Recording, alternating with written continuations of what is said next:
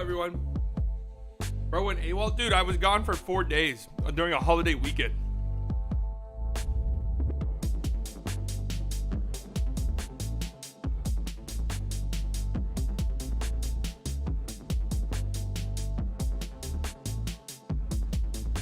What up, everyone? In fact, not built in a lab. I said he was built in a lab to play with Luka Doncic, which is still true.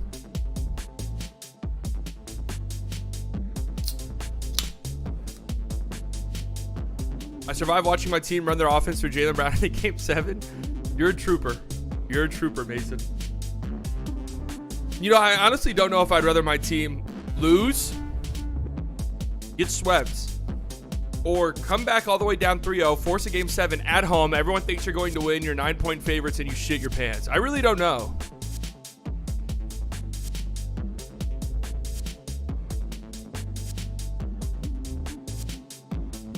You ever go thrift shopping and buy something, get home and go, the fuck did I do that for? No, I buy all my shit new, fresh out of the designer store. $150 minimum for socks.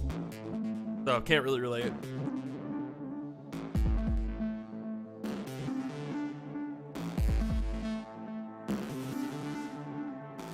I'm gonna need those TPS reports on my desk by sundown.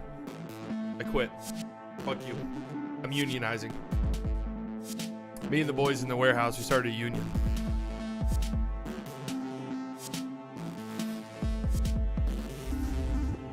Anyways, some stuff to talk about today. I was gonna go over the. I filmed a video yesterday doing the for the Celtics and the Heat series.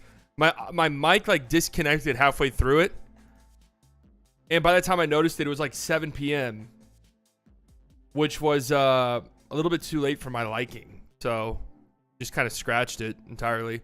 But I am working on. So the video schedule on this channel is gonna be different now. I'm reinventing the wheel. I'm changing it. I'm posting a video. Oh my god! I promise you, my shirt's not dirty. That was the green screen. I'm working on a video that I'm very hopeful will be out tomorrow, if not Friday, but I'm very hopeful it'll be out tomorrow. Gonna have to really crunch, you know, the interns. Gonna have to work 24-hour shift.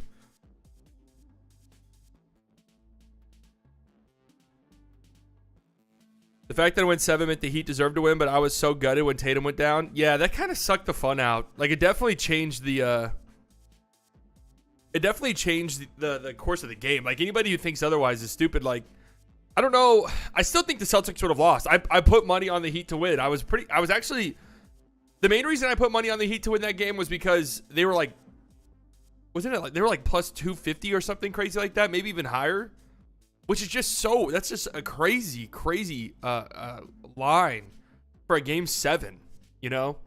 So, but I actually thought that he were going to win the game. I just did. Oh, it's plus 500. Is that really what it was? No, there's no way it was that big.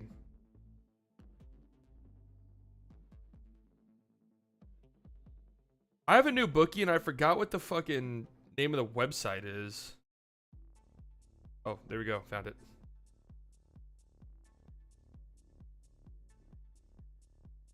There's no way it was plus 500. That's stupid.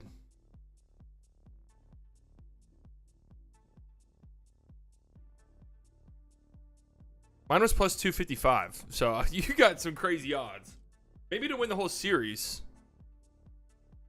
But anyways. I felt like if the Heat punched the Nuggets in the mouth, or I'm sorry, the Heat punched the Celtics in the mouth, I didn't know if they would respond well. And they didn't. They had some nice little comebacks in the sixth, in the third quarter to bring it down to like a 6-point game. A couple of times the crowd is really getting into it, but ultimately I don't know. I never felt like the game was up for grabs. If that makes sense. I know that's easy to say now that it's over, but over the course of the game, I never thought the Celtics were going to win it. especially after the Tatum injury. And in the second half, he couldn't move. I mean, like he straight up could not move in the second half of that game. I feel bad for him. I honestly was wondering if they should just take him out of the game. I get why they wouldn't have, but they were hunting him, and he straight up could not move. I felt really bad for him. What up, Josh? No, Bam played like ass, shooting-wise at least, for sure. No doubt about it. They chuck threes all game. Yeah, that's what they do. That's what they do. I mentioned this in the video yesterday that's never going to get released. But I have some numbers and some stats written down. Just some, they had a 110 offensive rating in the fourth quarter in the conference finals. That's terrible.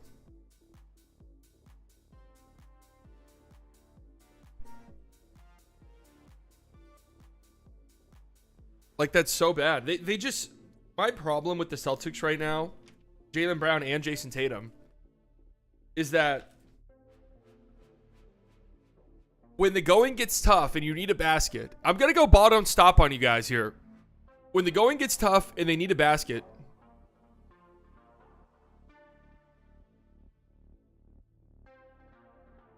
it's a struggle for them. Dude, the green screen's making me look like I have dirt all over my shirt.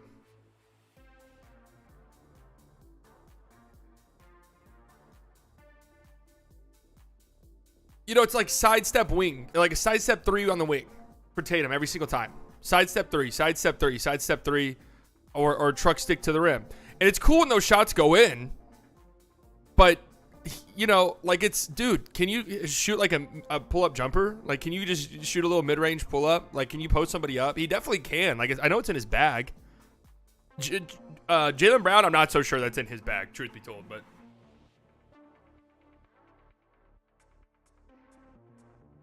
Only 30% of Jason Tatum's shots this postseason were mid-range jumpers. The lowest of his entire career. Here's some interesting Okay. Here's some interesting numbers on Jaylen Brown, okay? Because he's going to get that contract. He's going to get that contract for sure. And I'll dive a little bit more into why I think the Celtics should give Jaylen Brown that contract here in a bit. But I just want to point out some numbers. This is just for the regular season. I know advanced analytics and stuff. When will you shave your pre-pubic facial hair? Seriously, come on. Brother, don't piss me off today. Advanced analytics are not the end-all be-all. A lot of them are very wonky. But when you look at all of these numbers, they're actually kind of shocking for Jaylen Brown. This is just this season. This is just this season. The guy was second team All-NBA, which essentially means he was the top 10 player in the league. I understand that, okay, guys were hurt and stuff like that, whatever. Here's his numbers. 46th in estimated plus minus EPM, which is my favorite advanced analytic. 46th. 70th in Raptor. 55th in total points added. 56th in VORP. VORP. It's really hard to be an advanced analytics defender when it's like the stats are called VORP. How is anybody supposed to take you seriously?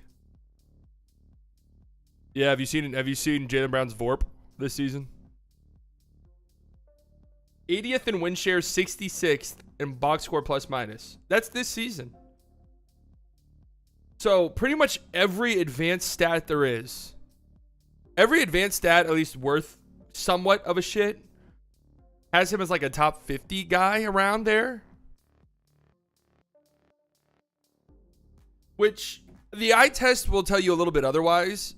But then you watch him in the playoffs. If you really watch Jaylen Brown, it's like, man, $55 million a year. $55 million a year, man. The highest paid player of all time once he signs that deal. Ooh. That's tough. 5 years, $290 million. $50 million year 1, 54 year 2, 58 year 3, 62, 66. Jesus.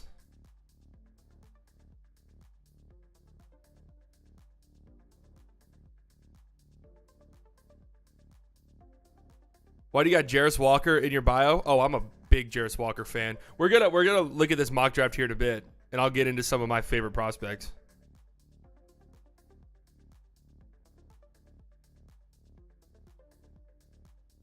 But it's also kind of like, okay. Oh, here's some other interesting stats. When Jaylen Brown and Jason Tatum are on the floor this postseason together, they were +3 net rating, which is fine. Jason Tatum with no Jaylen Brown, +7. That's Jason Tatum by himself with no Jaylen Brown, +7, a 127 offensive rating. Jaylen Brown on the floor with no Jason Tatum, -7. A 14-point swing. That is fucking crazy. They do better without each other? No, Jaylen Brown clearly does not do better without Jason Tatum. It's really it's just a hard situation for the Celtics to be in, because it's like, okay, do we pay this guy? Jaylen Brown's going to be 27 towards the start of next season. Jason Tatum just turned 25. Like, it is rare that you have young wing players as good as those two. Like, they're two all-star. I mean, Jason Tatum is a borderline superstar. I don't think he's a superstar, but he's a star. Like, he's kind of in that Paul George, where like Paul George was that one time, where it was like, okay, he's like, Paul George is the cutoff. You know, like, Paul George is either the worst superstar or the best star. That's kind of where Tatum is at for me. Jaylen Brown's an all-star level guy. I like healthy season and stuff like that. I don't think he's an all-NBA level player, but he's an all-star level guy.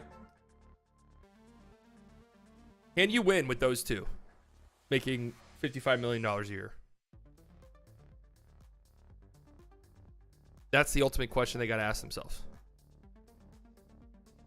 Because let's just say a trade happens. I've been on Fanspo. We're going to talk about Fanspo here in a bit. I love looking at mock trades. And a big reason why I do is because I've been making mock trades myself. So I feel okay. I feel okay with shitting on other people's mock trades. But if the Portland Trailblazers come to you with the 3rd overall pick, Anthony Simons, Shaedon Sharpe. Those are mock trades I've actually seen. If that is available to you, you would be the dumbest franchise in sports to not take it. And the Trailblazers would be the dumbest franchise. You get the 3rd overall pick. You get Anthony Simons, who's good. And you get Shaedon Sharpe, who's going to be very good. I really don't think at all that the Trailblazers would do that. I've also seen Rockets trades for the 4th overall pick and like Tari Eason and Kevin Porter Jr. I would do that too. I really would. I really would. I've seen Dame straight up for Jaylen Brown. I think I would do that too. But I was thinking this. Mason, you're better equipped to answer this question than I. You give Jaylen Brown this huge contract. It's the same? Is it the same, or is it a little bit less than what Bradley Beal's making? Would the Celtics be better off with this team with Bradley Beal over Jaylen Brown? I'm just like, part of me thinks yes. Jaylen Brown's defense might be the most overrated single skill in the entire sport. Honest to God. At least it's fallen off of a mountain. Beal at least gives you some like somewhat reliable self-creation.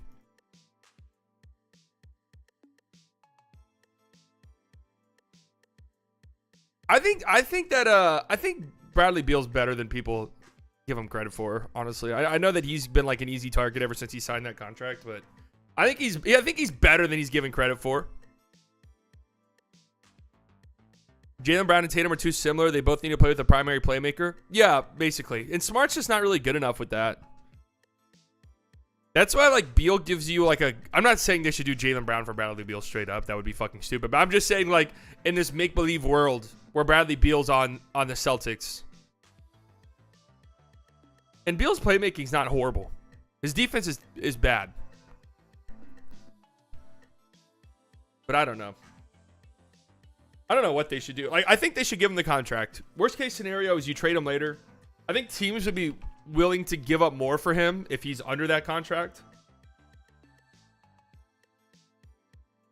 But do I think Beal can make the Jaden Hardy leap? You know, Bradley Beal's got a long way to go to reach Jaden Hardy heights, but he can get there. He can get there. Brown is extremely overrated defensively, and Tatum often takes those matchups, but I think our aggregate size and defense is still higher with Brown. That's true. You know, defensively, I thought the Celtics really clamped up in that series, but the Heat, like Caleb Martin, I don't think he missed a mid-range jump shot in the series. I saw that stat going around on Twitter. I don't know if it's true or not. But you got Caleb Martins, man. You got Caleb Martin. Again, if the Celtics trade JB, it's GG's for a few seasons, a mediocre head coach, and a star moving. That's the way that this new CBA is set up, and Mavs CBA brought this up, and I'm concerned. The way this new CBA is set up, you're really gonna have to be smart with the contracts you give out. You think Josh Green can improve the next 2 years? It's possible for Josh to even get half as good as Caleb. I don't see why Josh Green cannot be as good as Caleb Martin. I really don't.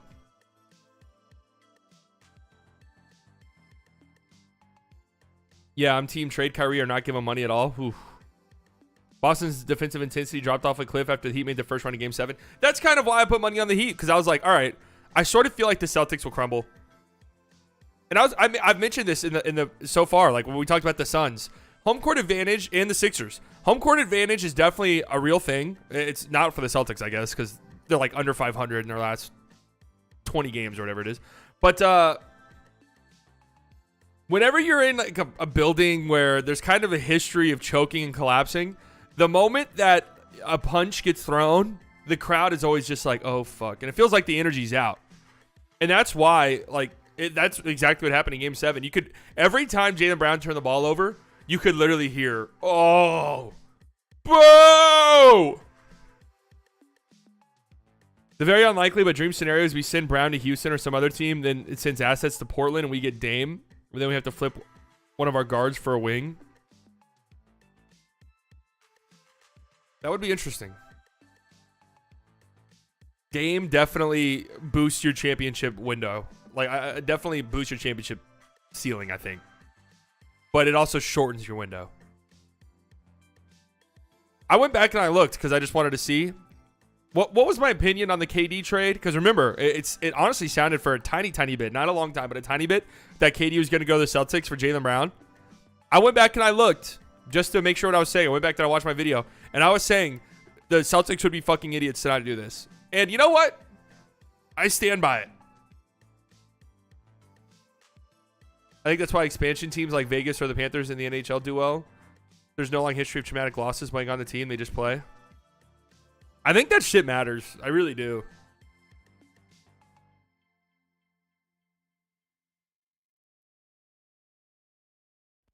Like, you knew the Sixers were done after Game 6.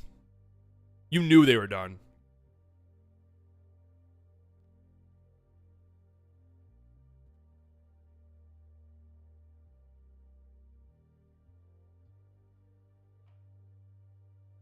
All right, let's look at this mock draft. I have done some research. I'm going to do more in the coming days and weeks. And then I'll have like a big board or something. It's going to be terrible. LMAO been doing this for like 5 years now. Hold on, I haven't even seen it. Let me just guess. Goran Dragic. Oh, Buddy Hield. Yeah, Buddy Hield lives in Dallas. I don't know why this is crazy. So wait. Did we talk about the Buddy Hield burner?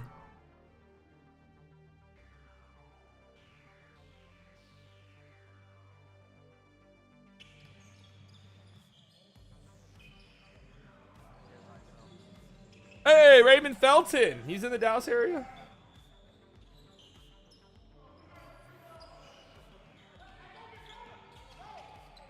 Wait a second.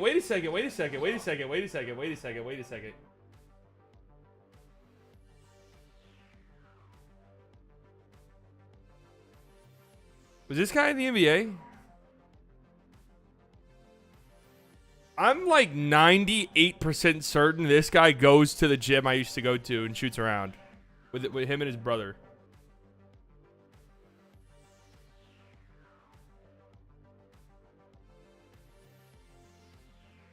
Austin Reeves?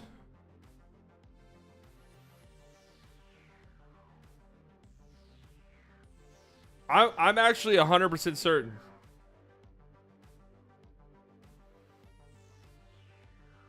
How many players in the league deserve a supermax? Considering how much it cripples your fucking franchise.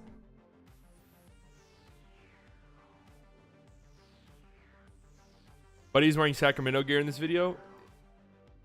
This could very easily be an old video. Raymond Felton looked to be in great shape. This is from 2018. Oh my god.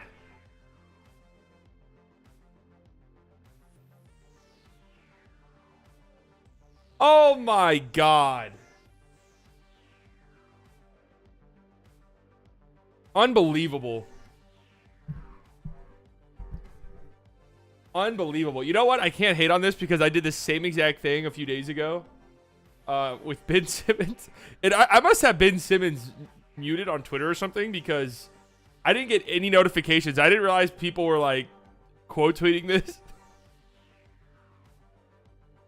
This was from like 2017, I think. Ben Simmons been working out his game. Some team's gonna take a risk on him and it's gonna pay off massively. And everyone was like, dude, are you fucking serious? What is going on here? The mental roadblock of Ben Simmons really should be studied.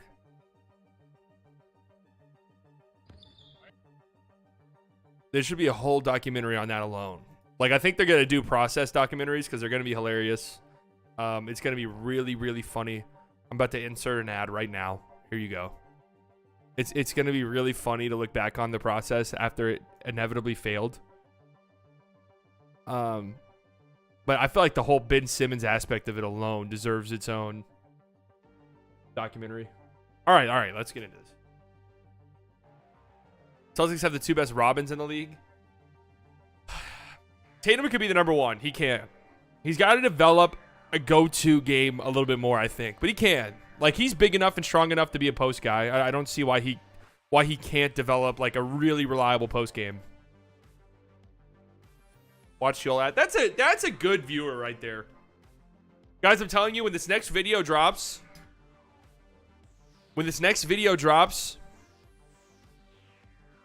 you guys need to gas it. I'm going to call in a few favors. Buddy Hield makes it super clear he wants to play in Dallas. He already had a home here and spends most of the time in the offseason. Okay, yeah. Okay. I saw this. I don't know. I don't like the whole burner thing because this could very easily be one of his friends, you know? Or family members. Obviously, this account isn't confirmed to be Buddy, but it makes you think. Buddy on the Mavs? LOL, yes, please. Why do you think Buddy's going to land on the Mavs? Buddy Hield? I don't think this is Buddy, man. I just don't. Could be a family member. Could be a friend, but...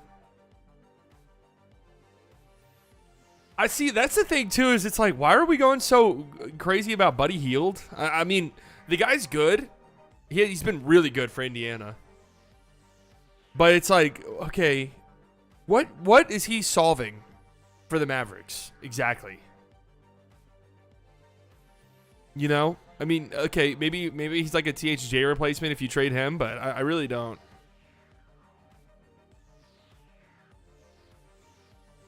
Tatum is just Booker in a green jersey. I will probably have Booker ahead of Tatum in my next ratings. What Book did this postseason was masterful. It really was.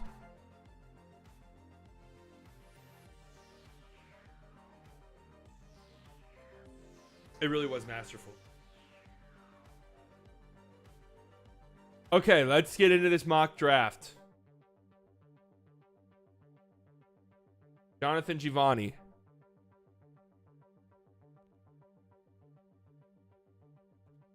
Their latest mock which reflects a long period of exhaustive evaluation of the 2023 draft class and considers intel gathered from conversations with scouts and front office personnel. Here we go. Victor Wembanyama. Brandon Miller, number 2, just does not make any sense to me at all. I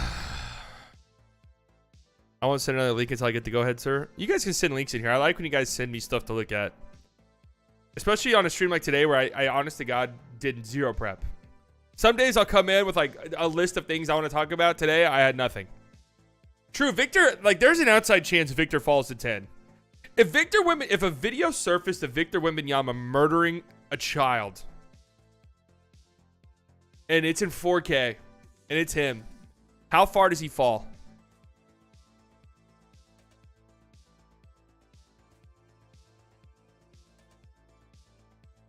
$10.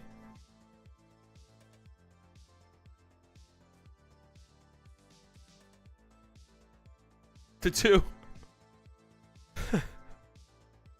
Charlotte takes him. They say, hey, we got lawyers. We'll get him off in 10 years. He's got 10 years prison sentence. We'll have him when he's in his prime.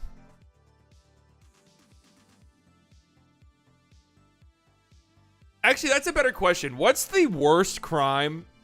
Potential Celtics-Grizzlies trade package. Celtics receive Desmond Bane and Tyus Jones. Grizzlies receive Jaylen Brown. Why would the Grizzlies do that?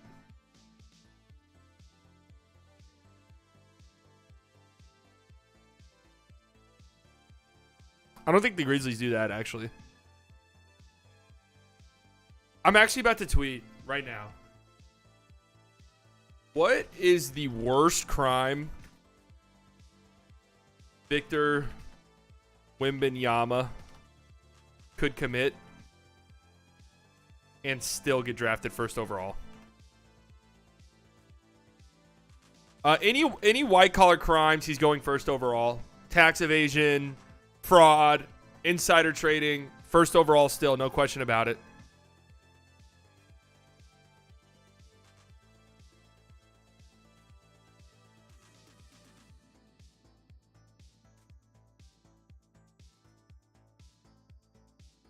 Theft, still first overall. I think robbery, we're even still looking at first overall.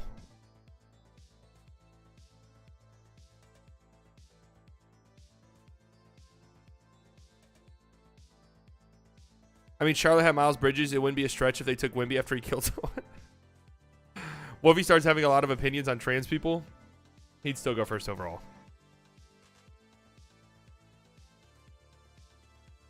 I don't see... Victor Wembanyama has been arrested in the revelations of the ongoing Young Thug Rico trial. Is that still going on?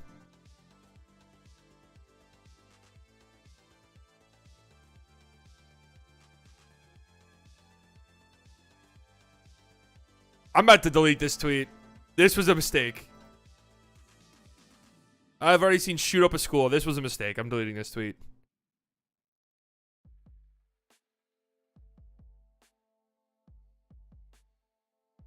I don't know where I thought that was going to go.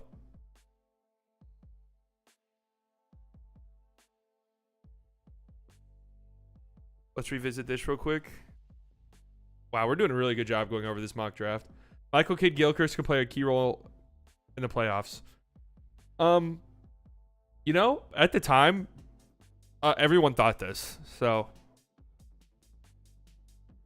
everyone thought this at the time.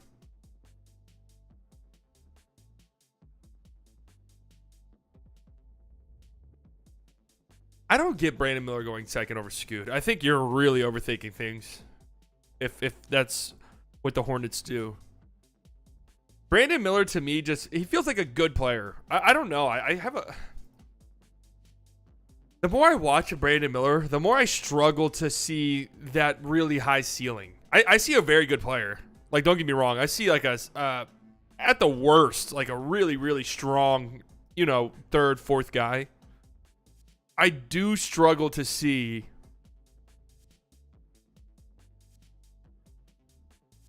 that super high upside. Yeah, I don't see the Tatum stuff. I don't see it at all.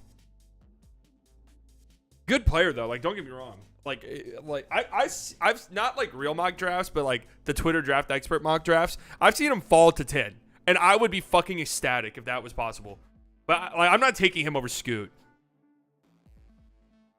I'm not taking him over Scoot. He had an injury though in the tourney, didn't he?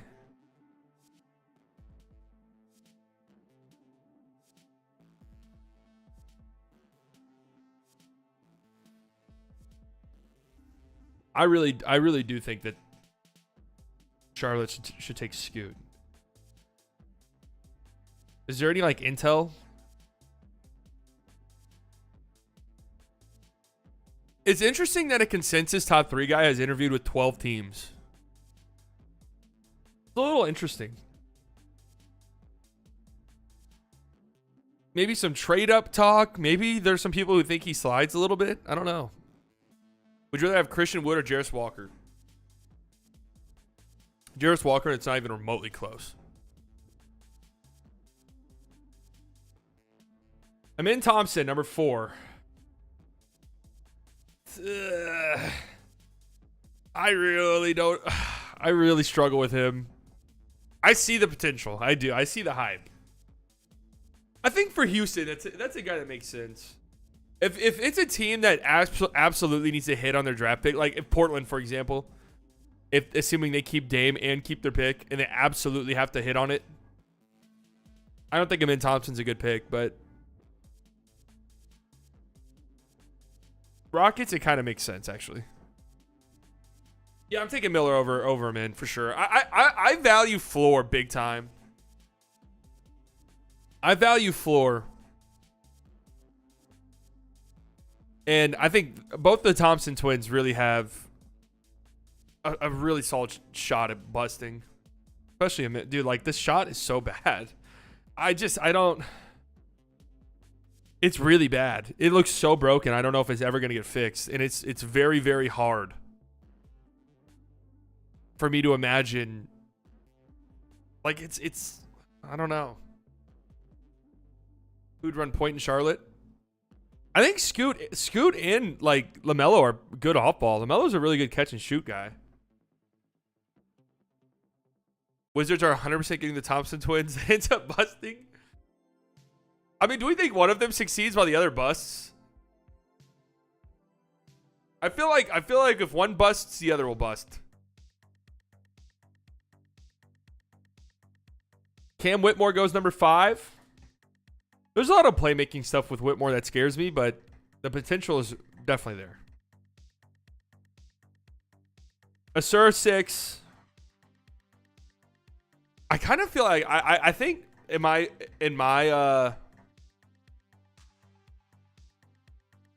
kind of feel like in my big board I'll have Asura higher than Amin, honestly.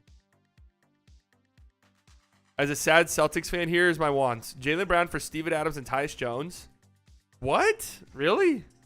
And Robert Williams and Marcus for Clay Poole and a draft pick. Oh my god, that would be a hilarious team.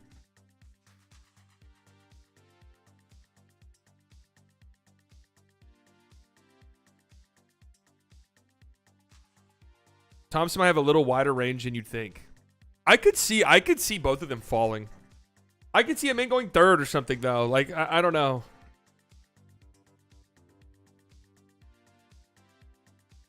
I'm a little bit scared of them. Okay, all right, Cam. The Thompson twins actually make a lot of sense for the Magic. Thompson twins are the worst fit in the entire draft for us. I'm mainly saying they make a lot of sense because they have huge upside, and you can kind of swing at a prospect like that right now. But they do need like the ball, like at least Amin does. Asur though doesn't really need the ball in his hands to do what he's like hyped up to do.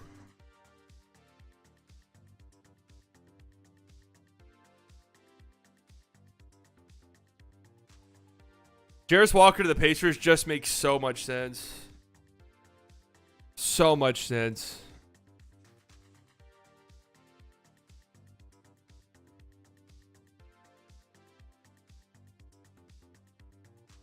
I would be shocked if he falls past this. This is interesting right here. Many NBA eyebrows were raised last week when Walker called off his pro day appearance in Santa Barbara last minute, despite looking completely healthy on first glance. The immediate suspicion among teams was that a team has elected to shut him down.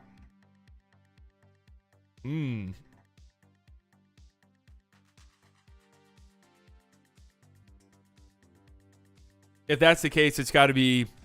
It could be the Pistons, low-key. I'm a big Jarris Walker believer. There's some stuff, like, he's a little bit soft. He's a little bit soft around the rim. That scares me a little bit, but defense, I love. The playmaking, I absolutely adore. Like, I'm just imagining him. There's an underrated position right now in the NBA, and that's the connective four. Fake and Draymond. I'm trying to think of some other guys. Well, I mean, think kind of like a Grant Williams, but better. Guys who can, like, pass, swing, make good decisions.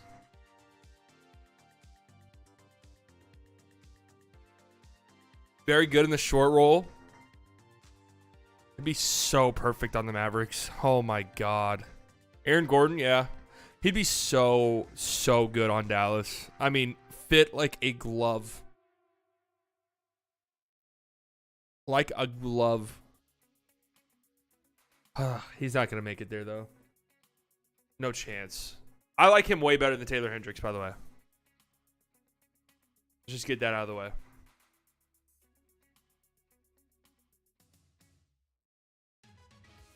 Anthony Black to the Wizards. This is a good fit.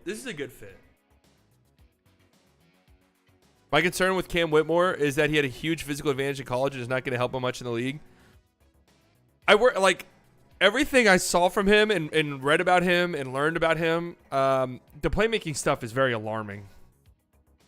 Very alarming. But who knows? Like, that could be a bunch of different things. I don't know.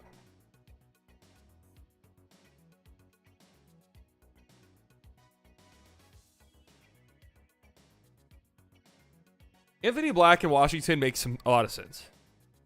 I think Anthony Black's going to be really good.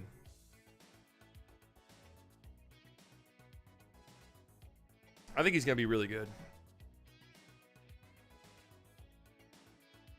This will be a nice get. Just like on the stream, did you address Tony Jones, the Athletics comments? No, man. I'm done with that. I don't care about people saying that stuff anymore. It literally means nothing to me.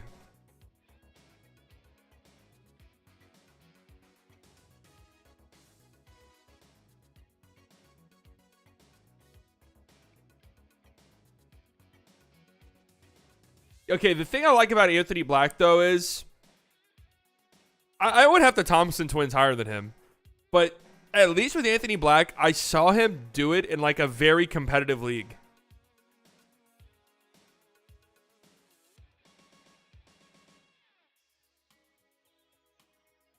Basically, what Tony Jones was just going off about the Mavericks tanking last two games of the season. I really could not care less about that stuff anymore. It does not bother me. It does not affect me. It doesn't get a reaction out of me anymore. I don't care.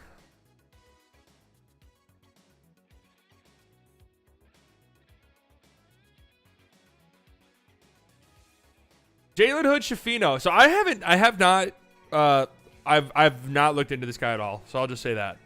Hood-Schifino is one of the big winners of the measurements and pro day. I know that a lot of people really like him, though. I've seen that. As he clearly possesses all-star level physical tools with tremendous size, frame, and length for a point guard. So this would be a dream come true for the Mavericks if a guy like this goes in the top 9. Because that means a guy like you're more willing to take a 10 is there. Because this isn't a guy the Mavericks would go after, I don't think.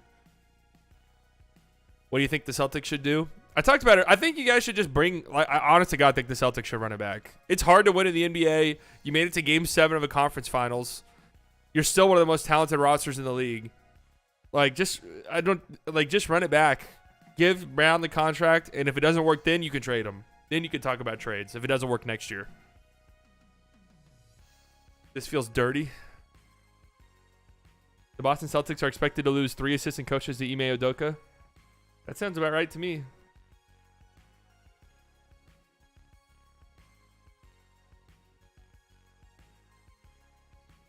Taylor Hendricks goes 10 to the Mavericks. I did see this on Twitter.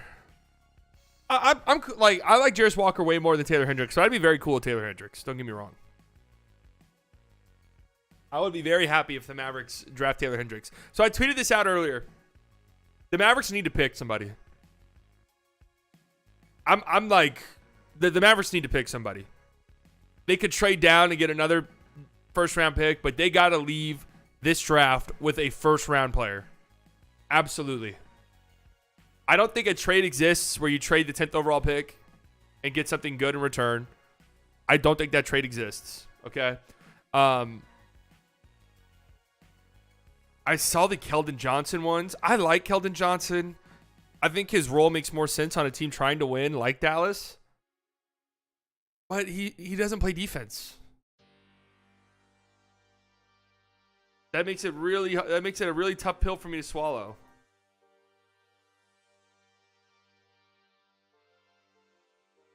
I am scared of his finishing for sure. Nobody around here is a flawless player. 40% on half-court layups, Taylor Hendricks. That's a little spooky. Hendricks 6'9" with a 7'3" wingspan. Woo!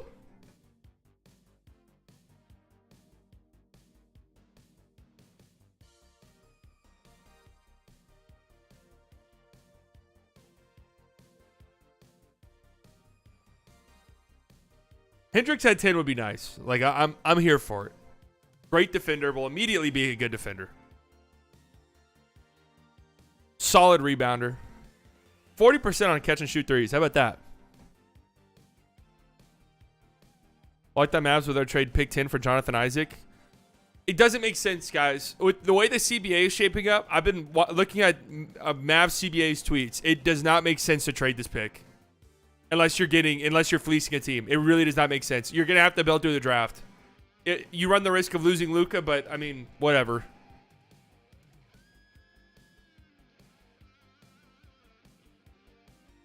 If you had to give an honest percentage, what are the odds Mavs move the 10th pick and trade? I would say 30. I don't think it's very high. I just don't think a trade makes sense. I really don't see the pathway. Unless they're getting fucking fleeced, which that's kind of the problem when I've looked at mock trades.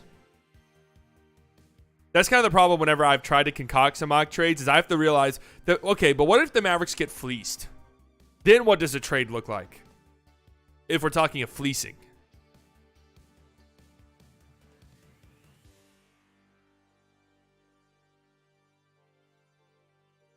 We run the risk of losing Luka if we trade the pick for a mid-ass role player. Why do the Mavs fans think we get an all-star for pick 10?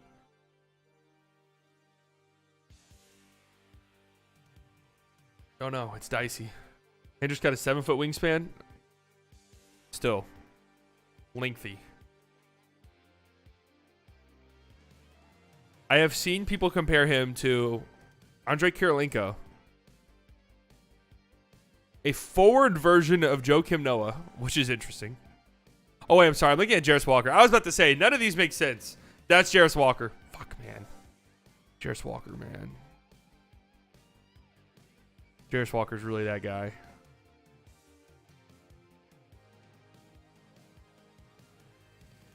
I've seen Jarris Walker compared to Jaren Jackson Jr., a bigger Jaden McDaniels, which seems like a dream come true, but an uber athletic maxi. Jarris Walker's kind of like a more athletic maxi you can pass. Jarris Walker shot 26% on drives. What the fuck? Is that stat real?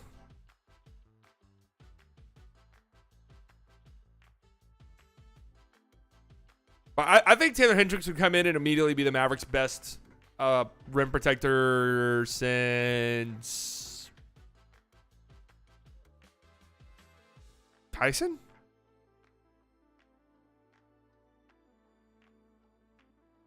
Grady Dick, 11. Grady Dick makes so much sense on the Magic. Grady Dick makes a ton of sense on the Magic. So I think okay. So there were some reports. These are so fucking stupid. Some reports that the Mavericks were not going to draft Grady Dick. Like, why are those reports leaking? That makes no sense. I think more than anything else, that was just kind of speculation on Tim Cato's part, saying how like the way that this front office feels now about players, Grady Dick's not really the type of guy they would want. But this would be a nice get for the Magic. Knockdown shooter.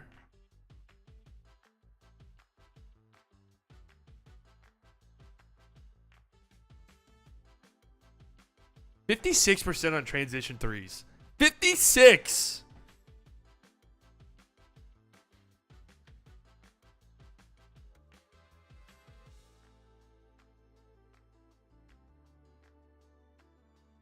That is obscene.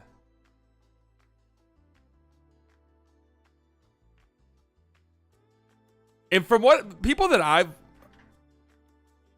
whose draft opinions I really trust, really think that he could be a better defender than people think. Not like a lockdown defender, but a very passable defender.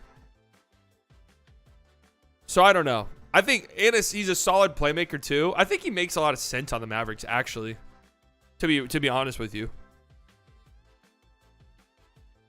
If Hendricks is gone, would you take Dick 10? I got to do a little bit more research on Lively.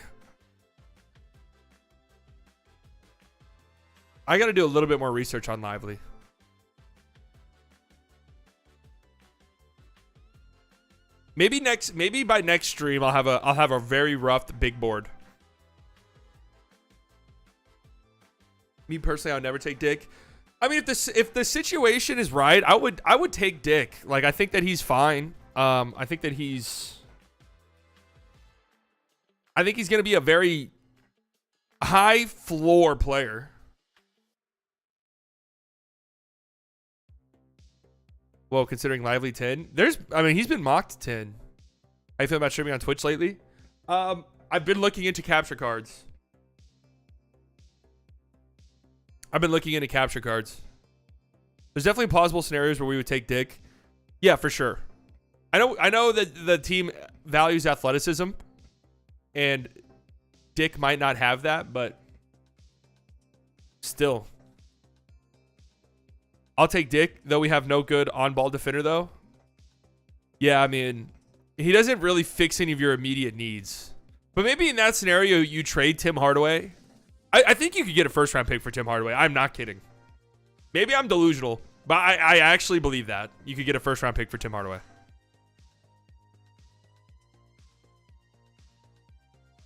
What makes Lively different than Willie Cauley-Stein? It's never a good thing that Lively compared himself to Willie Cauley-Stein. Did you guys see that? If I were a team and I saw that, I would say, oh, what do you mean by that? I'm 100% sure you would take Dick. I'm not the GM.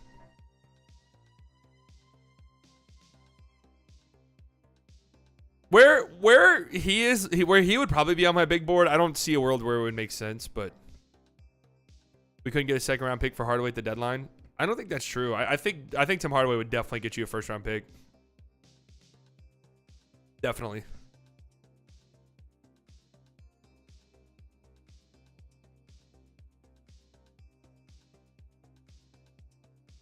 Nick Smith Jr.? No.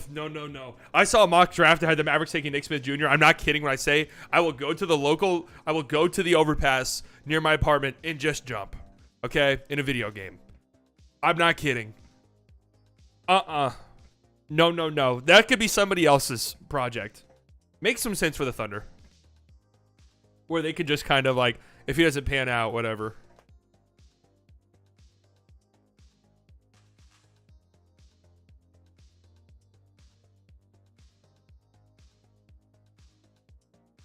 How about this?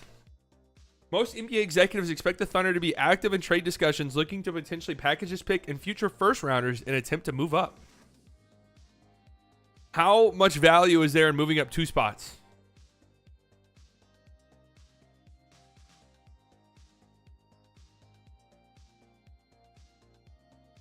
Jordan Hawkins, 13. I have not done much research on him yet. Widely viewed as the top shooter in the draft.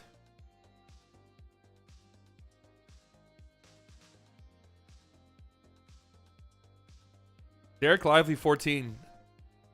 Cason Wallace really going to drop this far? Feel like we could snag Alec Burks on MLE. I'm pretty sure he's under contract. Could be wrong there. I've always been an Alec Burks guy. Ludort OKC picks and future picks for 10. I don't think you're getting that much. I was just saying maybe you move back 2 and get like a not so great future first. I don't like they have so many picks. I don't even know.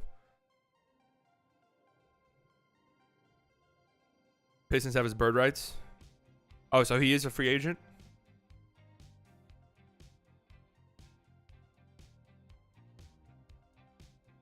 Lively is another player who generated significant buzz at the Clutch Pro Day, appearing to be in outstanding shape physically, shooting the ball exceptionally well from the perimeter, and bringing a degree of intensity and aggressiveness we didn't always see in his lone season at Duke.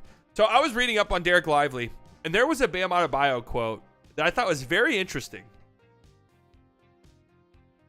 How sometimes when you're evaluating players, it makes a little bit more sense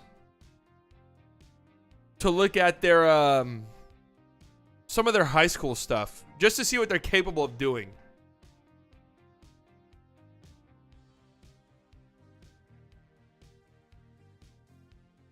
And apparently Lively can shoot and did shoot in high school, but didn't do it in college. So I don't know. Like guys making threes in an empty gym, you got to be careful with that for sure.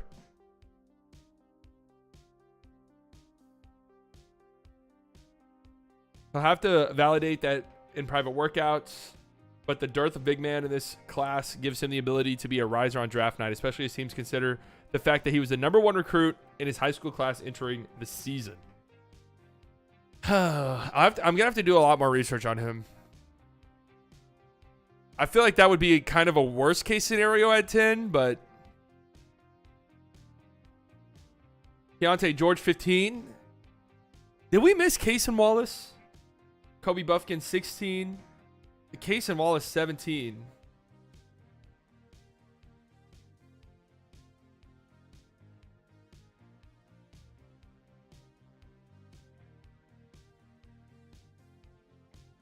How much is Harrison Barnes going to get this summer? I haven't really looked into the free agent class. Aaron Gordon went to high school in my hometown, and his film and how he played was so different than how the Magic used him before he got unlocked on the Nuggets. I don't envy scouts. It's really hard. Basketball is like this weird sport where it's like, if you go up against, because everybody who's considered an NBA prospect is an otherworldly athlete, unless you're like huge and tall. And most of the time, like that's just enough to get by. So it makes it really weird. I don't envy scouts. I really don't. Jarris Walker is the guy you have to watch high school tape. His playmaking has been vastly underrated. Is it though? That's like one of his big strengths. I mean, Jarris Walker, I would love. There's just no chance it happens. Absolutely no chance he falls to 10. That's my dream scenario, though. I honestly think I'd have Jarris Walker #3 on a big board. Maybe #4. I think floor is way more important than people think.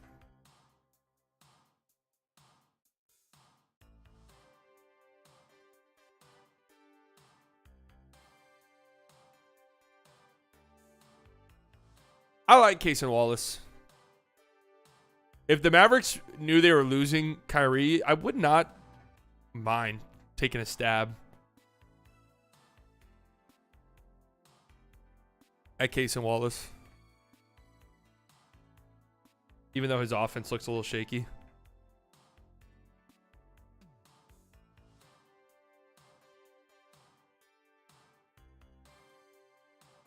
Jet Howard. I've seen a lot of draft people really not like Jet Howard. Ryan Rupert. Noah Clowney. All right, these are all guys that I've done next to no research on. Bryce Sensabaugh has got a wide range from what I've seen. Tariq Whitehead.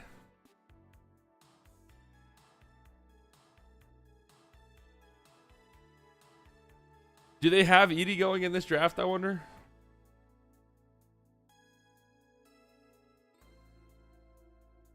They got Edie going 47. There you go.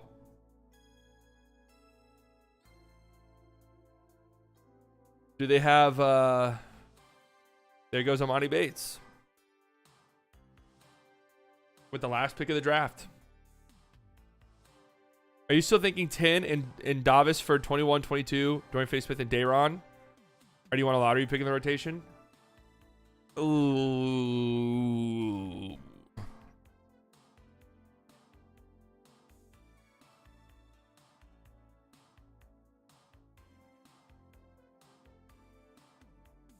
I need to learn more about these guys. That's an awful trade. That's really not an awful trade. Especially if you're coming up on the clock. Let's just say you're coming up. Your pick's about to happen. Hendricks gone. Walker gone. We can't get Dorian Finney-Smith right. I've heard a million different things. Tim Cato said we could. So I don't know.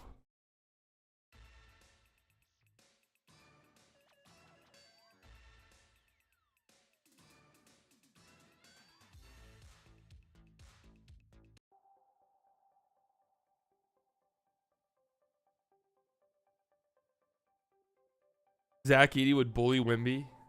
There's just no way Zach Edey does anything at the NBA level, right?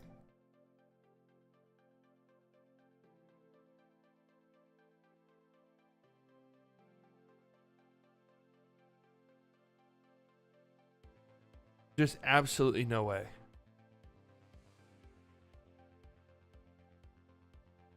When does he have to pull his name? I'd be shocked if he's even in the draft.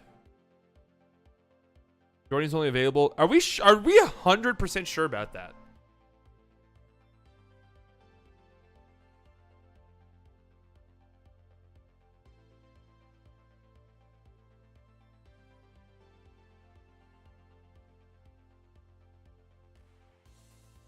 I think like he should go back to college. Personally, that would be my advice to him.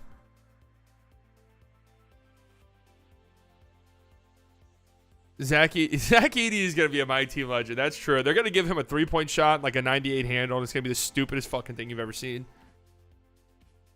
Wemby is solid measure. He sans the brain damage.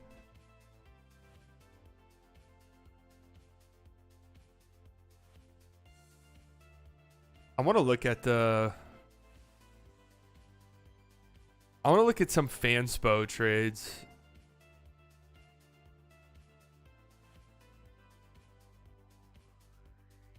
I want to look at some fanspo trades. Let's see what the people are cooking.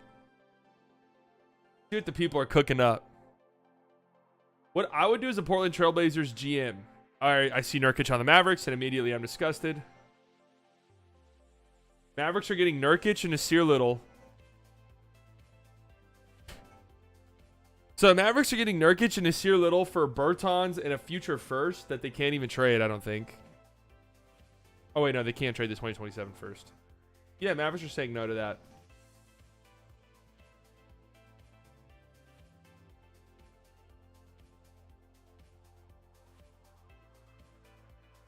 I appreciate the work, though. As a Mavs fan, I'm in. There's no way. Nurkic sucks ass. That contract was miserable the moment it got signed. I couldn't believe it. It's even worse now. Let's just go to the new ones. Trade for Mavs and Lakers. I'm in immediately. I'm telling you. I'm immediately in on this. Lakers get Maxey, Kyrie, Dwight Powell, Josh Green for Austin Reeves and Anthony Davis. Yeah, I'm doing that. I'm doing that. I'm doing that.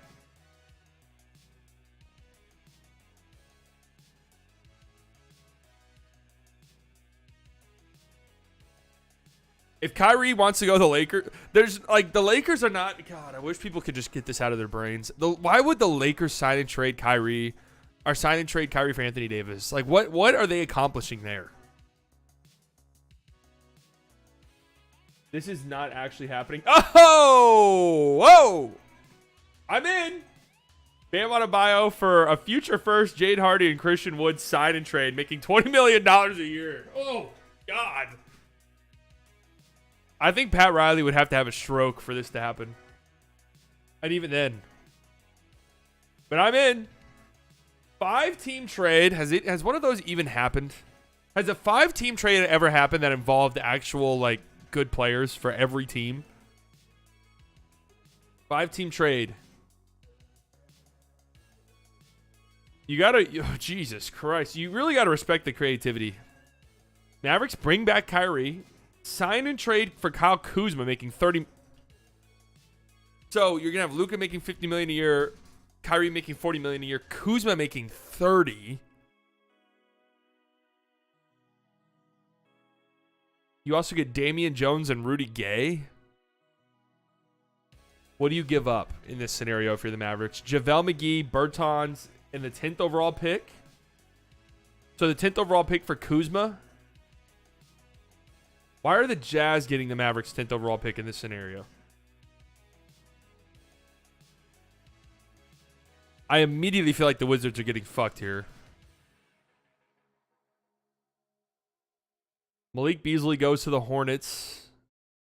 They're bringing back all these dudes. Jazz get JaVale McGee, Gordon Hayward, Davis Bertans, 2 first-round picks. Wait. How does any of this make sense for the Wizards?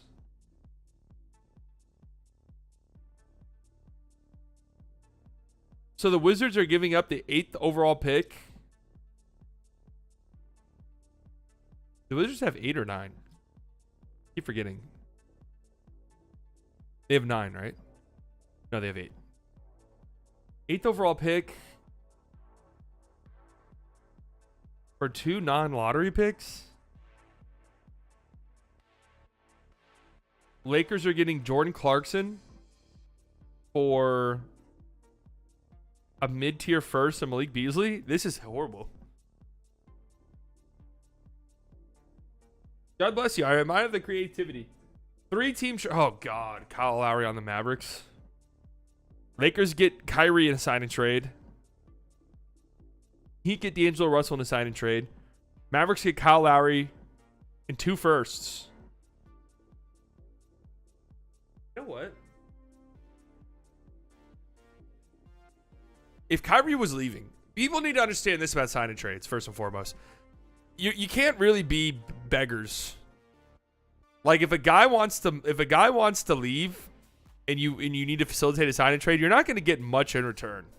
So if Kyrie leaves and you get, I mean, these aren't going to be very good picks, but you get Kyle Lowry back, who, you know, whatever, he's expiring, like, who really cares? And you get the 17th overall pick and 18th overall pick. So you have 10, 17, 18? Yeah, the Heat would not do this. So the Heat are the immediate no's. They're giving $25 million a year to D'Angelo Russell, and they're giving up the 18th overall pick to do that? No chance. The Lakers, maybe.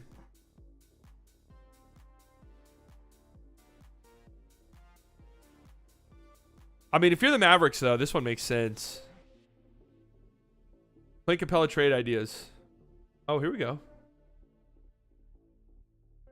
JaVale McGee, Josh Green, 2020. That's too much. That's an immediate no. That's too much for me. That's a little too rich for my liking. Why would the Jazz help the Wizards and Mavs? Mavericks keep... Oh, Mavericks bring back Christian Wood? And what's up with the Mavericks giving Kyle Kuzma $30 million a year? What's up with that? Why are so many people mocking this? Mavericks give up the 10th overall pick. Is this the same guy?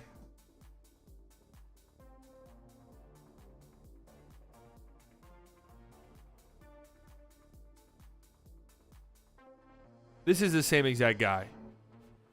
Why are the Wizards giving up the 8th overall pick? None of this makes sense to me.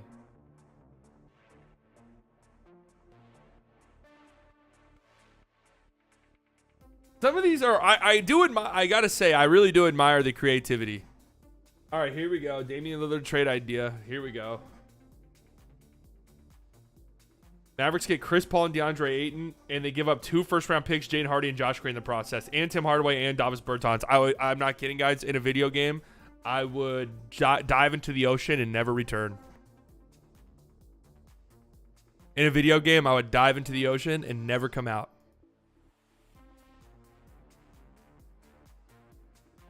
This is the worst trade I've ever seen for the Mavericks. Not too unreasonable. Yes, and look at this. The Mavericks gave up everything. They can't even trade the 2026 first unless the swap. Mavericks gave up everything. Actually, I don't even think they can swap the 2026 first. Damian Lillard and Yusuf Nurkic go to the Suns. Wait. So in this scenario, the Suns are getting Damian Lillard and all they're giving up is Chris Paul and DeAndre Ayton? How the fuck? So the Mavericks are basically helping the Suns get Damian Lillard while also gutting all of their assets for Chris Paul, who's done, and DeAndre Ayton, who sucks. Yay. You know what's hilarious, though? That's the type of shit I can see them doing. Yusuf Nurkic and Kevin Knox on the Mavs. Oh, boy. Can't wait to see this one. JaVale McGee, Tim Hardaway, and a second-round pick for Yusuf Nurkic and Kevin Knox. Oh, my God.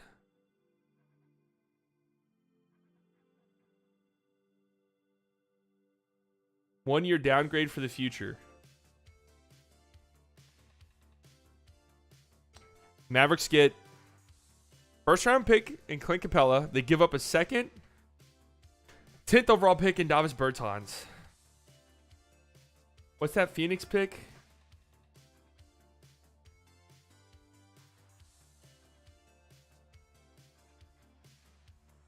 Hold on a second. Clint Capella and 21 for 10 and get off the Davis Bertans deal.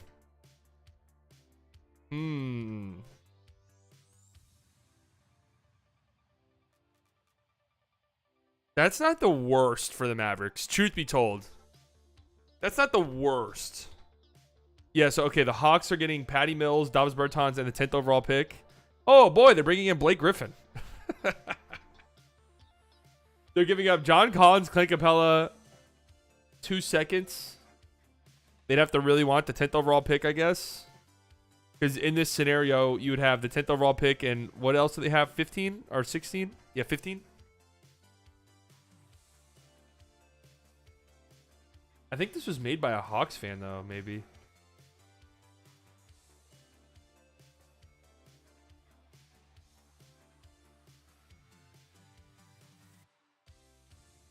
I don't think that's bad for the Mavericks. Mavs offseason. Here we go. Mavericks get Clint Capella. And what pick is that again? The Minnesota one? 16? Bring back Kyrie. Bring back Christian Wood for $15 million a year.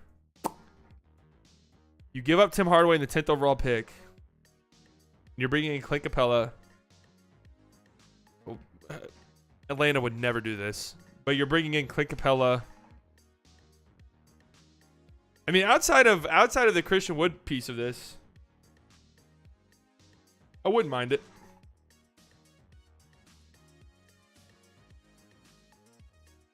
Here we go. Reggie Bullock, Tim Hardaway Jr., and Maxi Kleber for Tobias Harris. Why on earth would the Mavericks do this? What is the reasoning? What is the reasoning? And this is from a Tobias defender. Bucks retool. How are the Mavericks involved? Oh, Chris Middleton, and they bring back Kyrie for Reggie Bullock, Tim Hardaway, and the 10th overall pick. Nope. Nope. I'm out. Bucks get Tim Hardaway, TJ McConnell, Fred VanVleet, Daniel Tice, 2 first-round picks. Bring back Brook Lopez and Joe Ingles. Oh, a Bucks fan definitely made this. So for Bobby Portis, Pat Connaughton, Grayson Allen, and Chris Middleton. You're getting Tim Hardaway, TJ McConnell, Fred VanVleet, and 2 first-round picks, including a top 10 one. Bro, how high do you rate THJ? I just don't want to pay Chris Middleton. Like, he doesn't fit on the team, I don't think. But I think the Mavericks are sending out one very positive asset in their 10th overall pick, one positive asset in Tim Hardaway, and one slightly positive asset in Reggie Bullock for Chris Middleton. Like, that doesn't really move me. Pacers giving up a late first. Pacers giving up 2 firsts and TJ McConnell, who I think is a positive player, for Bobby Portis and Pat Connaughton. I don't see why they would do that. Raptors help facilitate a sign and trade for Fred VanVleet for Reggie Bullock, Grayson Allen, and a first. I mean, I think they could do that if Fred was gone. 4-team blockbuster. Oh, OG on the Mavericks. Davis Bertans, Josh Green, and the 10th overall pick. And the Mavericks get OG. Would you guys do that? Get off the Davis money. You lose Josh Green. You give up 10. You get OG. So Raptors. Okay. The Raptors are never doing this. Well, hold on a second. Raptors give up Siakam and OG, and in return, they get Davis Bertans, negative asset, Anthony Simons, Josh Green, Shaedon Sharpe, 10th overall pick, and the 3rd overall pick. That's a pretty damn good haul.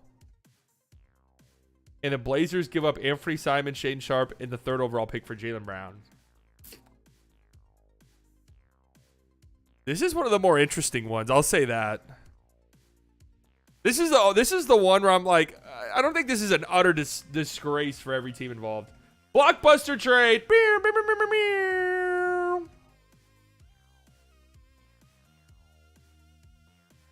Celtics. All right. Jesus. Celtics are getting Davis Bertans and Trae Young. Hawks are getting Reggie Bullock in the 10th overall pick. Okay, Mavericks in this trade are getting Clint Capella, Sadiq Bey, and the 15th overall pick. They give up the 10th overall pick, Reggie Bullock, and Davis Bertans. Yeah, immediately that's a yes. Immediately, that's a big fuck yes. The Hawks give up Trae, 15, Clint Capella, and Sadiq Bey.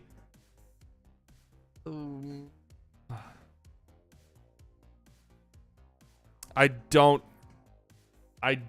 think the Hawks are doing that. I don't think the Hawks are doing that. And I really don't think the Celtics would.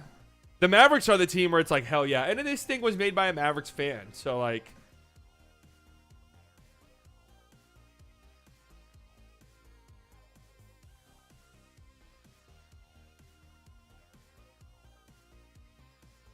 don't see Dallas is interested in that either.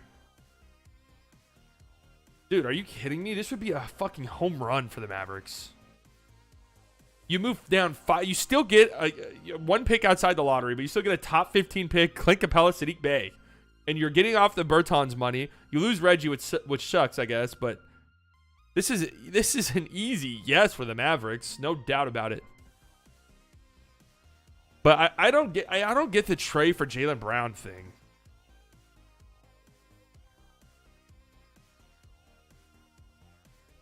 I don't see how it. I don't like. Okay, so what are the Hawks doing in that scenario? Building around Jaylen Brown? Are they building around DeJounte? I don't know. Dallas creates a super team. I see DeMar DeRozan. Let me be the judge of that. Whoa. Okay, hold on a second here. DeMar DeRozan and Kyle Anderson. The delusion music needs to be playing for this. All right, DeMar DeRozan and Kyle Anderson. They're signing Brook Lopez. How? I don't know. Victor Oladipo on the minimum. Joe Ingles. Boban and Max Strus. So the salary cap has been abolished in this scenario. Give up the 10th overall pick. Christian Wood sign and trade for DeRozan, I guess. And you get Kyle Anderson for Reggie Bullock. This is oh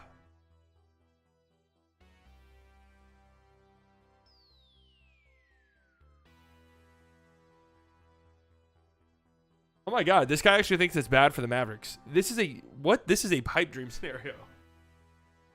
I don't really want DeMar, but if the price of DeMar DeRozan is a sign-in trade for Christian Wood and Tim Hardaway and the 10th overall pick, actually, no, I don't really want to do that. But you're giving up Christian Wood in a sign-in trade, whatever. Tim Hardaway, Reggie Bullock, and the 10th overall pick for all of these guys, if in this scenario, I would do that. This is fun. I'm not gonna lie. I'm having a good time.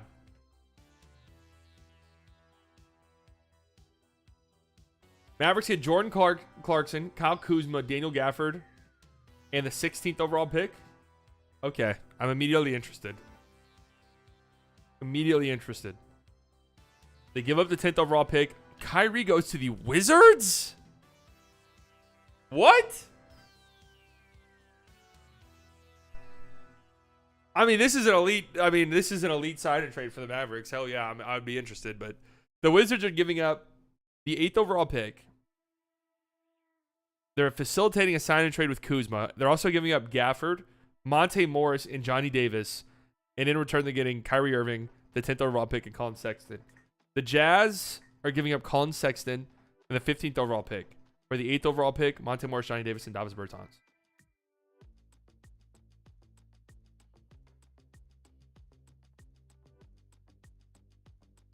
I don't think this is possible. Mavs rebuild roster rebuild 2023. Re-sign Kyrie, trade for Allen.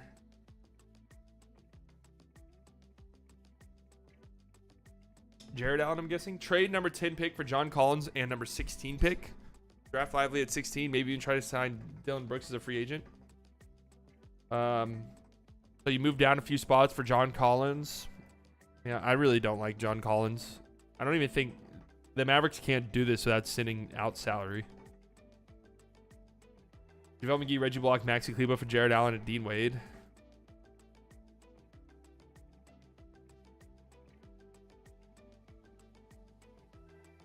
And they draft Lively. Still need wings in this scenario. This one was trending yesterday, I believe.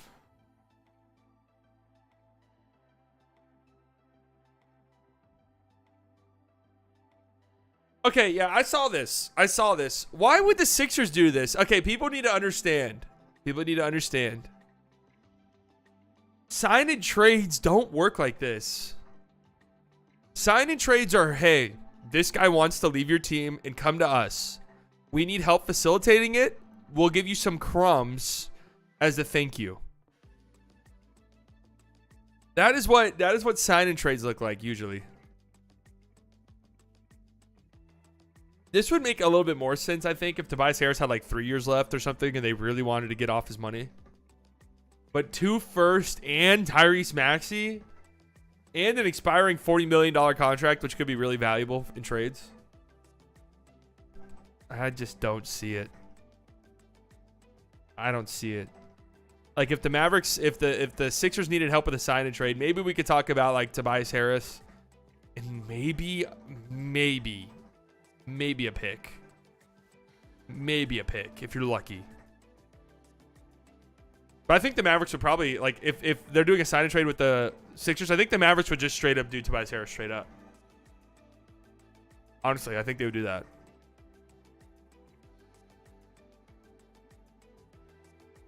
I've been on this for much longer than I thought I would, but I'm thoroughly enjoying this experience. All right, we just looked at that one. These are all within like the last 3 hours. Mavericks are hot. This isn't Mavs related. Who says no?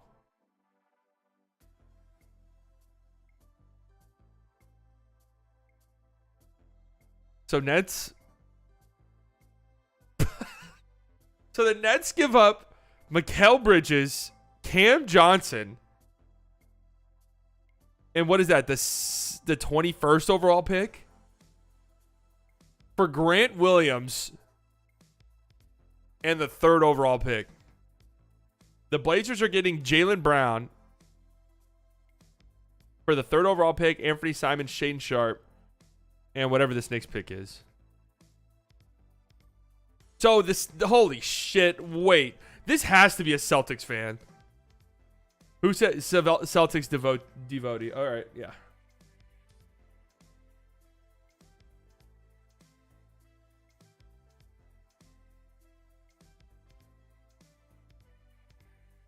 That's hilarious. Oh, Christ.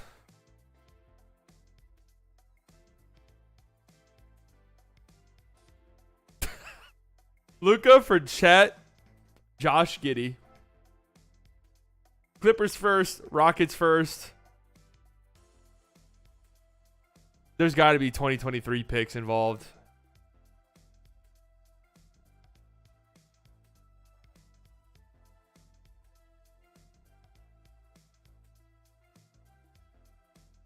Oh, God.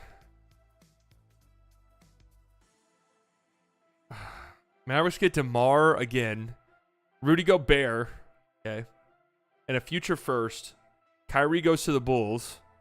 Mavericks give up the 10th overall pick, Jaden Hardy and Davis Bertans.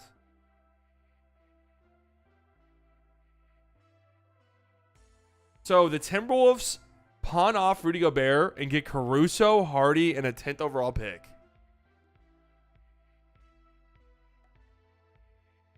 Gross.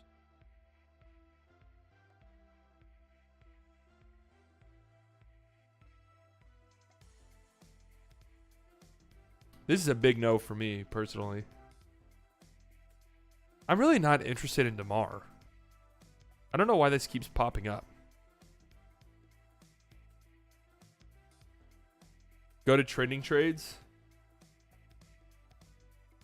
These are like a month old, though.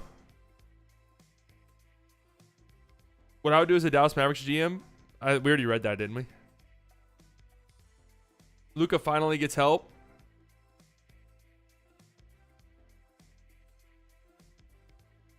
Kyrie, Seth Curry.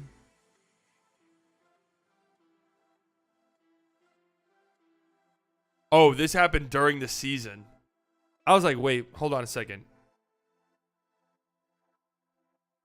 Wolves would never take a loss on Gobert like that. Would that be a loss? They're getting off of him for relatively cheap. Do I dare?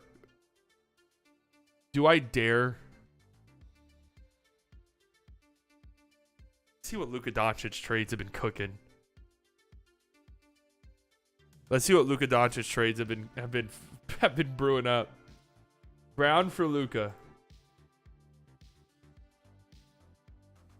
Davis Bertans and Luka Doncic, Jaylen Brown, Derek White, Robert Williams, and 2 future firsts.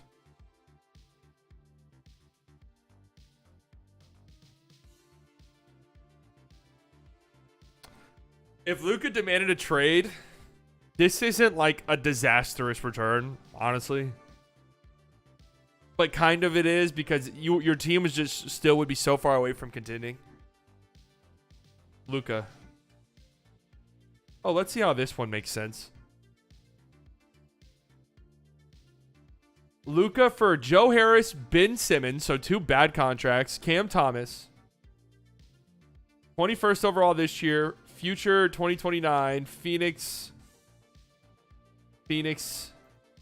You get your future first back.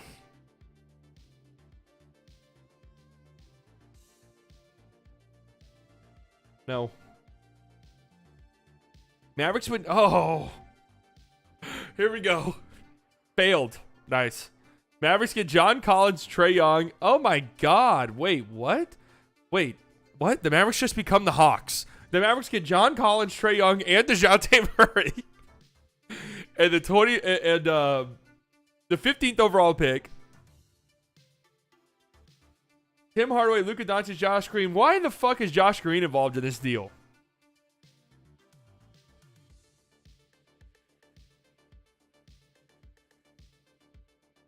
The Jazz are getting wait, what? The Jazz are getting 3 first-round picks for Colin Sexton. I guess they're bringing on the Bertans and Bogey money, but that's hilarious. That is hilarious. Mavericks trade Luka Doncic and just become the Atlanta Hawks. Oh, yeah, here we go. This one looks like it makes sense immediately, just from the thumbnail. Mavericks get... Okay, yeah, I'm interested in this one. Mavericks get Chris Paul, Kevin Durant, Chris Middleton, and Devin Booker. Okay, that's fair. Nets get Drew Holiday, Davis Bertans, Giannis, Dwight Powell, Christian Wood, and DeAndre Ayton. All right, all right. Suns get Kyrie, Tim Hardaway, Mikal Bridges, and Luka. Bucks get Spencer Dinwiddie, Joe Harris, Ben Simmons, and Cam Johnson. That's a good deal for the Bucks, I think. You lose Middleton, you lose Drew, you lose Giannis, and in return you get Spence, Joe Harris, Ben Simmons, and Cam Johnson. That one makes some sense for them. For Luka Doncic and Kyrie, the Mavericks get Devin Booker, Chris Middleton, Kevin Durant, and Chris Paul. All right, okay, I see the vision.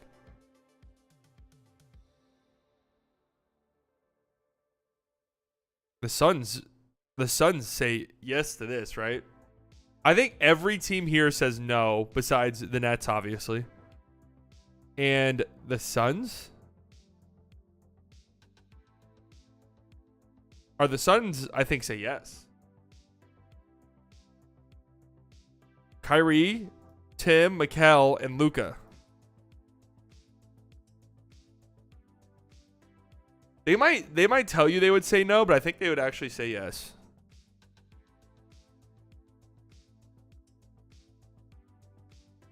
Doncic for Young again. Can we just look at this one? Oh, this one's a little bit more. This one's a little bit more intense. John Collins. Okay, this is from the same guy for sure. Dallas and Spurs. So Luka straight up for the #1 overall pick. Both teams say no. You think the Spurs say no to that? I don't think they do. Mavericks obviously say fuck no. Dream. Oh, let's dream. Nuggets, yeah, let's dream. KCP and Aaron Gordon. Let's dream. As in, this is a dream you had? Yeah, okay, yeah.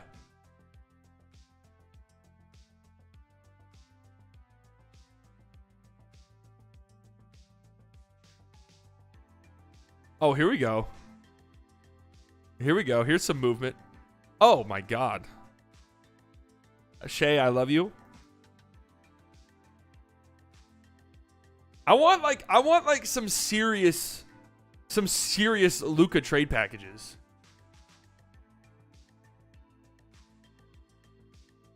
The Dallas Mavericks are not planning to help Kyrie Irving in a potential sign and trade. This is 4 days old. This is smart. A little bit unsettling that shit like this is leaking, but I mean, why would they?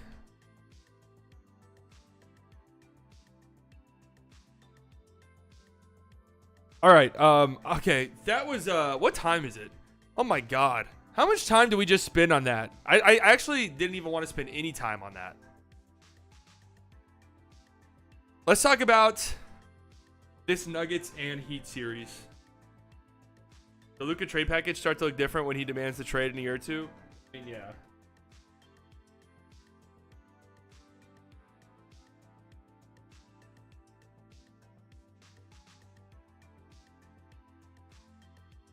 Let's look at some of the odds, some of the betting odds for this series.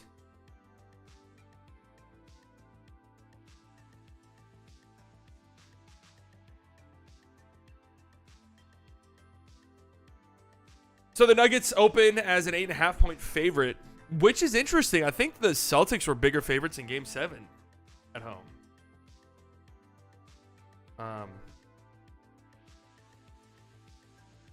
Bro, if Daryl Morey didn't trade Ben fucking Simmons for a package that didn't include a superstar, there's like 3 players in the league he's trading Joel for. What? All right, I'm not. Okay, enough of the fake trades. What in the hell is going on here?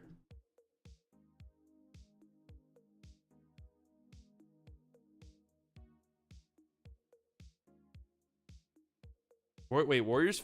Are there actual Warriors fans who think they can get Embiid?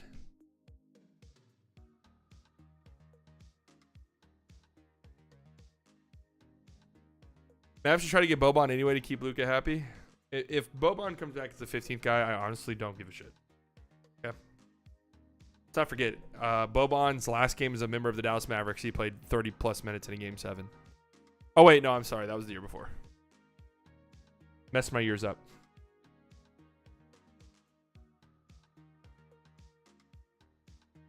All right, let's see some of the NBA Finals bets. So, Nuggets are minus 425. That is heavy favorites, to say the least. Let's see this one. Let's see some of these fun little mock bets. Caleb Martin to record 10-plus rebounds in an NBA Finals game is plus 100. Aaron Gordon to score 20-plus points is plus 100. Let's see some of the crazy ones. Any player to score 55-plus points in any finals game is plus 3,000. Jimmy Butler to score 50-plus, plus 1,800. Jokic to score 50-plus, plus 2,500. I don't see any of those happening. Any Denver Nuggets player to make 8-plus three-point field goals, plus 850. Bam Adebayo to score 30-plus points in an NBA Finals game. Hey, just burn your money. Just burn your money at that point. Jamal Murray to score 40-plus is plus 330. Jokic to record 20-plus rebounds, plus 275. I could see those happening. I wonder if my book has any of these. These are fun.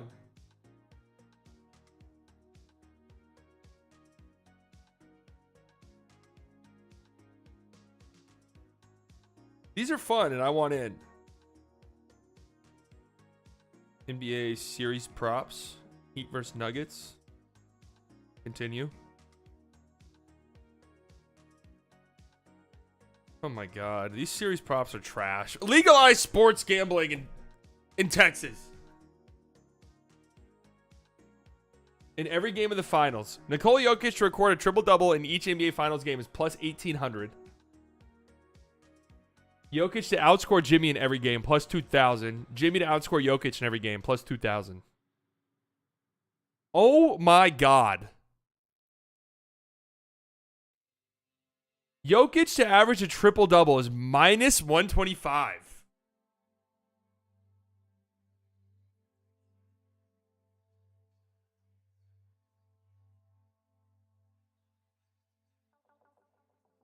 That is actually nuts.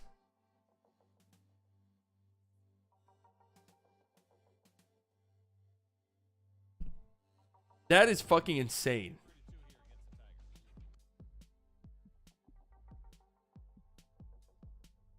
Nikola Jokic to average 16-plus rebounds is plus 800. That's not even crazy odds.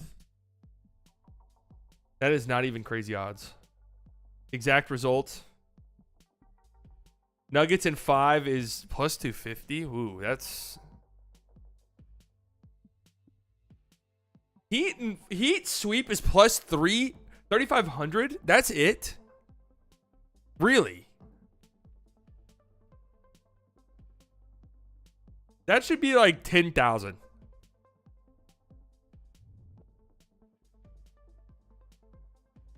Nuggets sweep is the third likeliest outcome. Nuggets in 7 is second. That's a little bit shocking. Jokic is minus 360 as finals MVP. Makes sense. The Nuggets are such big favorites, and if they win, it's going to be Jokic. So, Caleb Martin has the same odds as Bam. Bam. That's embarrassing. Player to make field goal at the end of any quarter as time expires. No chance of opponent to inbound. Buzzer beater finals. Field goal to give team win as game expires. Yes is plus 3,000.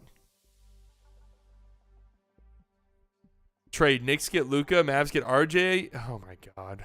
Quentin Grimes, Obi, 2023 first, 2023 first, 2024 first, 2024 first, 2025 first. I mean, honestly, that's the type of haul the Mavericks would need to get.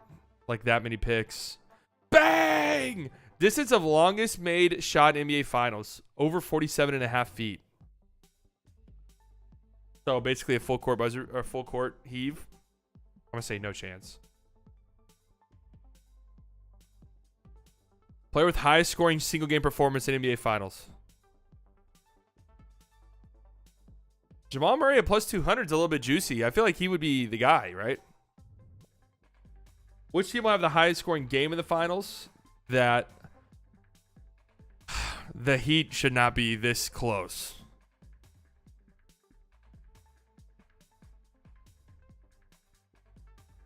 Look at this. Oh my God. Jokic is minus 20,000 to lead the finals in assists.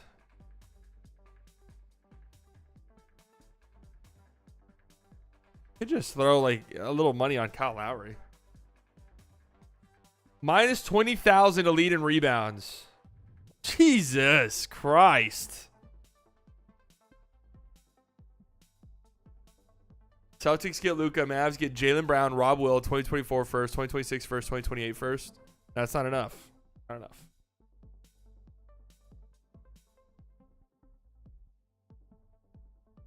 Record breakers. Let's see if there's any record breakers. Any Denver Nugget player to break Elgin Baylor's single game final scoring record, 61 points. Plus 9,000. How is that not plus 10,000? Any player to break Magic Johnson's single game finals assist record, 21 assists. It's like Jokic has a better chance of doing this than anybody has of scoring 61 points.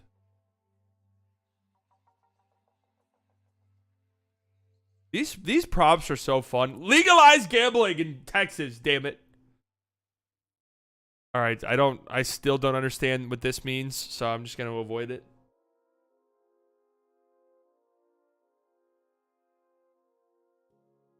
I'm looking at a lot of Luka mock trades, and there just isn't any that intrigue me. Well, yeah, of course not. Over 5.5 is minus 140.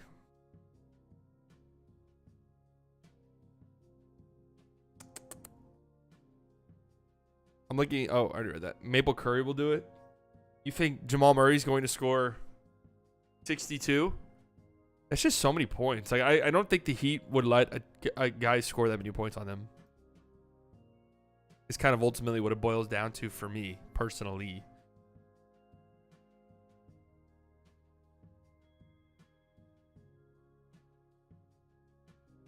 Very possible he scored 30 in the first half against the Lakers. True. Here's my confidence meter. I picked the Nuggets to win in 6. They swept, obviously. I picked the Celtics in 7. It almost happened. It could have happened, folks. Oh, wait. No, got that one wrong. So, an immovable force meets an unstoppable object. I've picked against the Heat in every single series.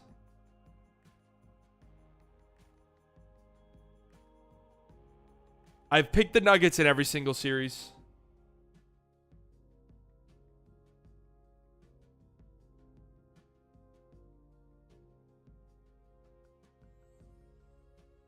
I'm picking the Nuggets again. Not a very good postseason for me picks wise, to say the least. My initial prediction is Nuggets in 5. I want to give some respect to the Heat. I would say 7. I would say 6. I really don't see it. I do not see it.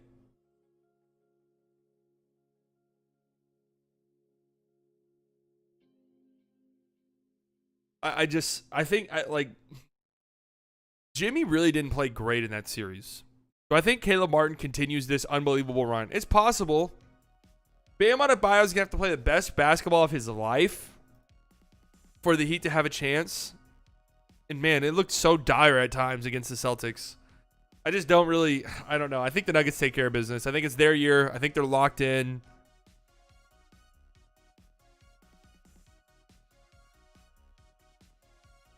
Yeah, they're a buzzsaw.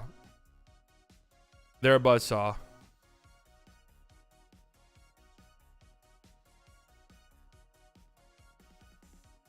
I'm going Nuggets in 5. That's my prediction. Stamp it in. Lock it in. Nuggets in 5. Nikola Jokic. MVP, Finals MVP, 2-time MVP, Finals MVP, NBA champion.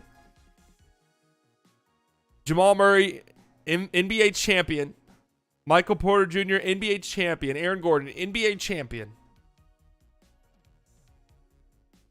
And the Miami Heat fall short in the finals again, but they had a tremendous run. It would be remarkable if the Heat won this series, truth be told. It really would. I really can't imagine a scenario, knock on glass, outside of injuries.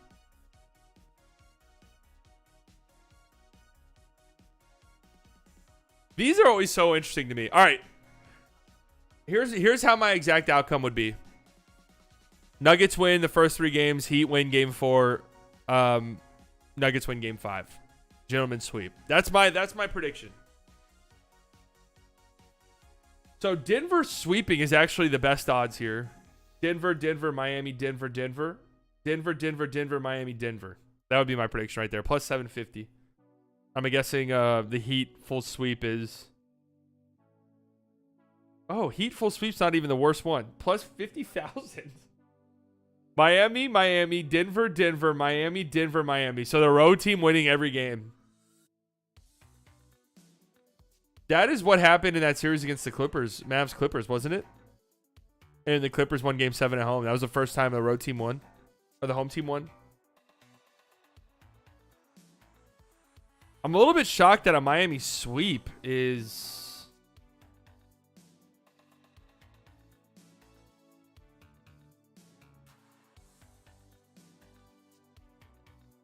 Wait, did I miss the Miami sweep? Miami sweep is plus 3,500?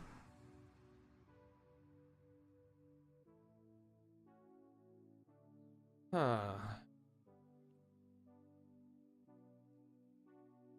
That doesn't make much sense to me.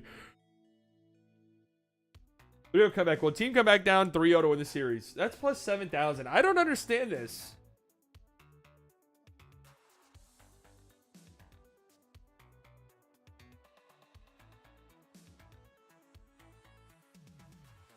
If you believe that a team will come back down 3-0, you could get Denver or Miami doing it for plus 13,000. Man, I'm a betting expert.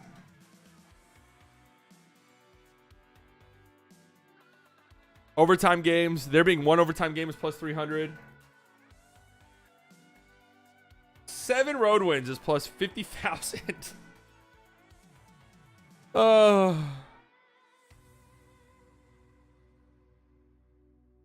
hilarious. All right, I have the Nuggets in 5. I think they take care of business and are hoisting the Larry O'Brien Trophy here in a couple of weeks, and then it's the offseason. Then basketball's over until I guess the World Cup, which will still be fun. I enjoy watching the international competitions. I'm going to post a few clips from this stream on the Slightly Biased Clips channel that does exist on YouTube. I'm just going to start doing that. Even if those get like literally 40 views, it just makes sense, I guess.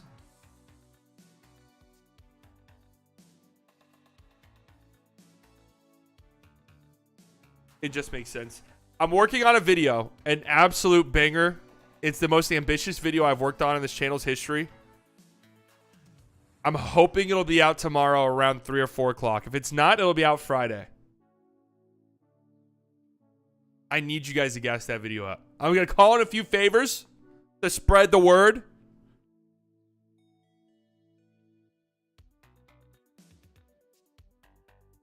$82,000 if the Nuggets win the finals, can take home $43,000 right now.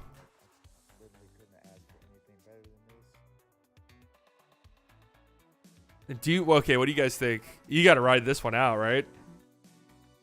Argentina to win the World Cup, Chiefs to win the Super Bowl, Denver Nuggets to win the finals.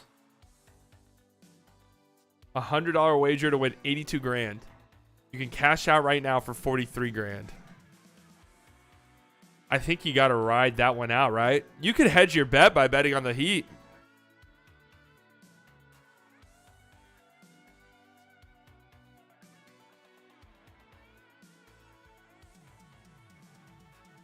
Yeah, you need to hedge that. I would hedge that for sure.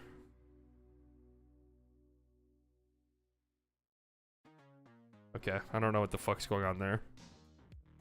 This is why I don't scroll Twitter. But all right, that's it for my stream today. Kind of an unorganized ass stream. I came in with no plan.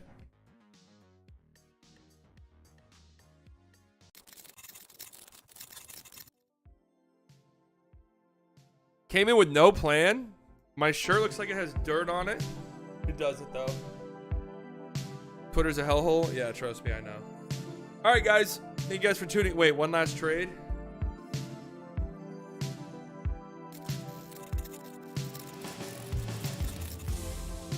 Step aside, Nico. I definitely know what I'm doing. That was Bertans, Tim Hardaway Jr. for Jared Allen, Isaac Okoro. Why the fuck would the Cavs do that? Reggie Block, Josh Green, Jane Hardy for Jaylen Brown. Okay.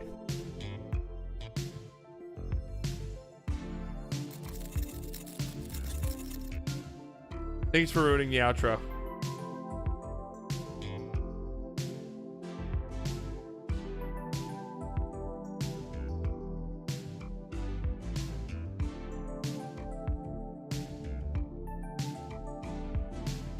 Anyways, thank you guys for coming out. We're doing streaming every other day. So Monday, Wednesday, Friday is a new schedule. Not going to do every day. So I'll be live again on Friday. Actually, I'm going out of town on Friday. I don't know when I'm leaving yet, though. But I'll be live on Friday. If I'm leaving later in the day. New video coming out tomorrow, more than likely. Or Friday. But it's going to be a banger. A banger. I've never made a video like it. So, thank you guys for coming out. All of the OGs, you guys know I love you very much. Could have spent your Wednesday afternoon anywhere in the world. You decided to spend it here. New subscribers, I promise you guys will not regret it. Regular content being posted on the channel. Members, donations, thank you very much. I love you guys. You never have to do that, but it makes me feel so good. I'll be live on Bleach Report again on Tuesday, 2:30 p.m. Central Standard Time this time. 2:30 p.m. I'll be live on Bleach Report again. Love you guys. You guys enjoy the rest of your Wednesday video dropping. If not tomorrow, then Friday. I'll probably be live again on Friday. I'll let you guys know on Twitter or on Discord or whatever. Okay? You guys enjoy the rest of your day. I love you. Mwah. Kisses, smooches, toodaloo, toot toot.